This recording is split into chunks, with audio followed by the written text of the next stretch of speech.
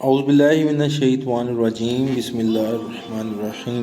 شروع اللہ کے نام سے جو بڑا مہربان اور نہایت رحم فرمانے والا ہے۔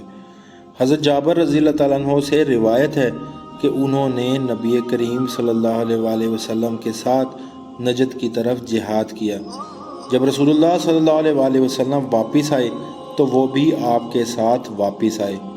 صحابہ اکرام کو گھنے خاردار درختوں کی وادی میں دوپہر کو نیند کیلولہ نے لے لیا۔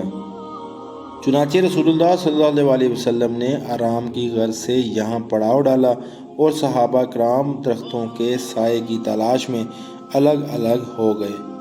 رسول اللہ صلی اللہ علیہ وسلم نے کیکر کے درخت کے نیچے پڑاؤ ڈالا اور اپنی تلوار اس درخت کے ساتھ لٹکا دی، اور ہم تھوڑی دیر کے لیے سو گئے۔ اچانک رسول اللہ صلی اللہ علیہ وسلم ہمیں بلانے لگے۔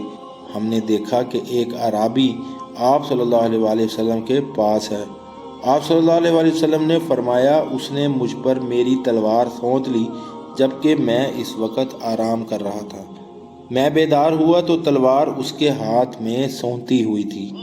اس نے کہا، تجھے مجھ سے کون بچائے گا؟ میں نے 3 مرتبہ کہا، اللہ بچائے گا۔ آپ صلی اللہ علیہ وسلم نے اس کی کوئی سرزنش نہیں کی اور آپ صلی اللہ علیہ وسلم بیٹھ گئے۔ بے شک اللہ ہی سب سے بچانے والا بڑا ہے۔